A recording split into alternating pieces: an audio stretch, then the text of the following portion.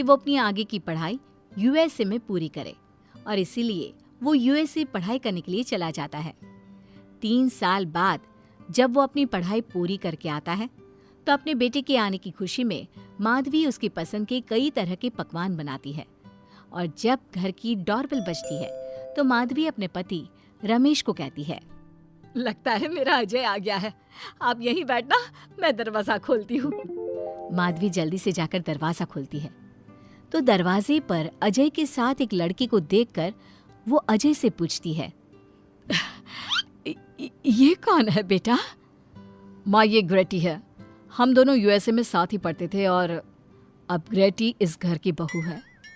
क्या बहू? अरे बेटा, तूने शादी कर ली और बताया भी नहीं। कम से कम अपनी माँ को बता तो देता कि तू अपने साथ इस घर की बहू लेकर आ रहा है। मैं बहू के आने की कुछ तैयारी तो कर लेती। कोई बात नहीं बहू, यही रुक, मैं अभी तेरे लिए पूजा की थाल लेकर आती हूँ। मॉम, आप अपनी ये फॉर्मेलिटीज बाद में पूरी कर लेना। I'm so tired right now. आजा डार्लिंग, अपना रूम कहाँ है? कोई बात नहीं बहू, तुम पहले आराम कर लो, तब तक मैं तुम्हारे लिए चाय बना कर लाती हूँ। ग्रेटी अपनी सास की किसी भी बात का कोई जवाब नहीं देती और अपने रूम में जाकर सो जाती है। कुछ देर बाद माधवी अपने बहू बेटे के लिए चाय नाश्ता लेकर उनके कमरे में जाती है, जहाँ ग्रेटी अपनी सास से कहती है, हाँ चाय, आ चाय।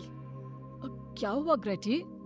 अपनी मॉम को बोलो कि अब ये जब भी हमारे कमरे में आए तो नॉक करके आए। आपसे मैं ऐसा ही करूंगी बहू। वो तो आज ही तुम दोनों आए हो तो मुझे लगा थक गए होंगे, इसलिए जल्दी जल्दी मैं ऐसे ही चाय नाश्ता लेकर आ गई। वो क्या है ना, अजय जब भी बाहर से आता है तो आते ही चाय मांगता है, बस इसीलिए मैं ना ये चाय यहाँ रख देती हूँ, पी लेना, अदरक वाली चाय है। ये बोलकर माधवी वहां से जाने लगती है। तभी ग्रेटी अपनी सास से कहती है, जाते हुए अपनी साथ अपनी ये चाय भी ले जाओ, क्योंकि अजय अब चाय नहीं पीता। हाँ माँ, जब से मैं यूएसए गया हूँ तब से मैंने चाय पीनी छोड़ दी है। अब एक काम करो, हम दोनों के लिए कॉफी ले आओ, मैं सच में बहुत ज्यादा थक गई हूँ। अरे ठीक है, ला देती हूँ। अच्छा बेटा, तुम्हारे मम्मी पापा इंडियन है या फिर वही अंग्रेजी है?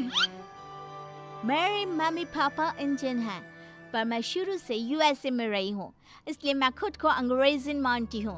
वैसे अब जल्दी से जाकर मेरे लिए कॉफी लेकर आओ और मेरे बारे में इतना ज्यादा इंक्वायरी करने का जरूरत नहीं है।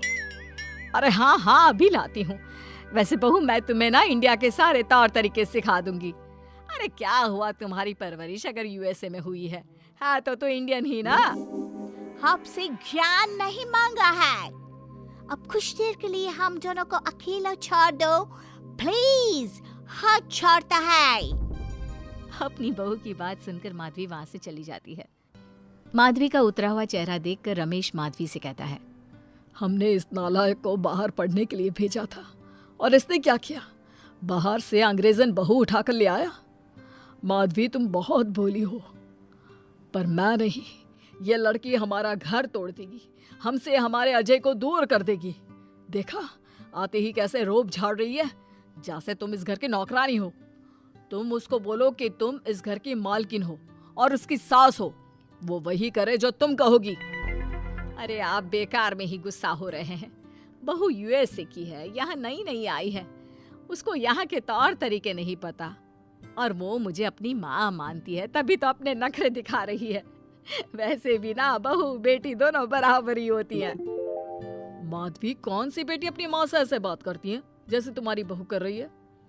मैं बस तुम्हारे कहने पर चुप हूँ, वरना मैं अपने बहू बेटों को आज ही घर से निकाल देता। ये कहकर रमेश वहां से चला जाता है। ऐसे ही कुछ दिन बीत जाते हैं और ग्रेटी अपनी बेचारी भोली भाली सास पर अत्याचार करती रहती है। ग्रेटी अपना सारा काम अपनी सास से करवाती और उसी को भला बुरा सुनाती। ऐसे ही एक दिन माधवी कपड़े धो रही होती है और ग्रेटी माधवी को सताने के लिए अपने सारे कपड़े लाकर उसे देती है और कहती है, मॉम्स, ये मेरे कुछ कपड़े हैं, जरा इन्हें भी ढूंढो। इतना बोलकर ग्रेटी तैयार होकर घर से जाने लगती है। तभी माधवी उससे कहती है, बहू, आज तुम्हारे ससुर के दोस्त के घर में एक छोटी सी पार्टी है। उन्होंने सह परिवार बुलाया है। मैं चाहती हूँ कि तुम और अजय भी आज हमारे साथ वहाँ चलो, और आज ना साड़ी पहनना। मॉम, अभी मैं क्लब जा रही हूँ। रात को मुझे टाइम मिलेगा तो आपके साथ चली जाऊंगी, पर सारी बारी नहीं पहनूंगी। ये कहकर ग्रेटी वहां से चली जाती है। शाम हो जाती है। सब ग्रेटी के घर आने का इंतजार करते हैं और इस वजह से कोई भी पार्टी में नहीं जा पाता। इंतजार करते करते रात के 12 बज जाते हैं। 12 बजे रात को ग्रेटी नशे की हालत में जख्मी घर आती है। अपनी बहू के सर और हाथ पर लगी चोट देखकर माधवी परेशान हो जाती है और जल्दी से फर्स्ट एड का बॉक्स लाकर अपनी बहू के सर पर पट्टी करती है। एक माँ की तरह प्यार करते हुए वो अपनी बहू से कहती है, बहू, तुझे चोट कैसे लग गई बेटा? मैं घर आ रही थी, एक बाइक वाले से मेरी टक्कर हो गई। कोई बात नहीं बेटा, कल सुबह होते ही तुझे अपने फैमिली डॉक्टर के पास ले जाऊंगी। अच्छा, अब तू ना आराम कर, मैं तेरे लिए अभी हल्दी वाला दूध लेकर आती हूँ। माधवी, मैंने तुम्हें पहले ही समझाया था, ये अंग्रेजन हमारे घर के लिए ठीक नहीं है, पर तुमने मेरी एक नहीं मानी। अब देख लो, आज इस अंग्रेजन बहू की वजह से सारे मोहल्ले में हमारी नाक कट गई है। आज सब हम पर हंसते हैं, और ये सब कुछ तुम्हारी वजह से हुआ है, तुम्हारी छूट की वजह से हुआ है। ये कहकर रमेश अपने रूम में चला जाता है, पर माधवी अपनी बहू की पट्टी करके उसे उसके कमरे में जाकर सुला देती है। अगले दिन माधवी ग्रेटी को लेकर अपने फैमिली डॉक्टर के पास जाती है, जहां ग्रेटी देखती है कि उस डॉक्टर की बहू ने साड़ी पहनी है और एक संस्कारी बहू की तरह घर में पूजा पाठ करके अपने सास ससुर के पैर छूकर उनका सुबह सुबह आशीर्वाद लेती है। डॉक्टर की बहू को देखकर ग्रेटी को अपना बर्ताव याद आता है और उसे एहसास होता है कि वो अपनी भोली और मासूम सास के ऊपर कितना अत्याचार करती है, पर फिर भी माधवी सबसे लड़कर हमेशा उसका साथ देती है। ये सब देखकर ग्रेटी को पश्चाताप होता है और कुछ देर बाद वो दोनों दवाई लेकर घर आती है। जब माधवी ग्रेटी को दवाई खिलाने के लिए उसके पास जाती है तो, मॉम, मुझे माफ कर दीजिए, मैंने कभी भी आपके प्यार को नहीं समझा। आप पर इतना अत्याचार किया, आपकी बेइज्जती की, आपसे घर का सारा काम करवाया। आपने मुझे कितनी छूट दी, पर फिर भी मैं आपके साथ इतना बुरा करती थी। और आज जब मैं नशे की हालत में चोट खाकर घर आई तो भी आपने मुझसे कोई सवाल नहीं किया, उल्टा आपने मेरा साथ दिया, मेरी सेवा की।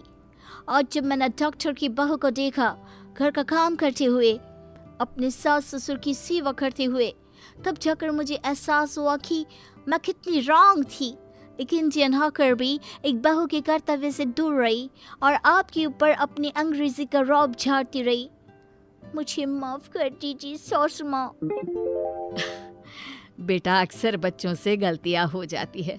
ऐसे भी सुबह का भूला अगर शाम को घर आ जाए तो उसे भूला नहीं कहते बहू। और मुझे बहुत अच्छा लग रहा है ये देखकर कि मेरी अंग्रेजन बहू कितनी समझदार हो गई है। जिसके बाद माधवी और ग्रेटी एक दूसरे को गले लगा लेती है और उसके बाद से ग्रेटी एक संस्कारी बहू की तरह रहती है और अपनी सास को किसी भी शिकायत का मौका नहीं देती। अपने सास ससुर की बहुत अच्छे से दिल से सेवा करती है।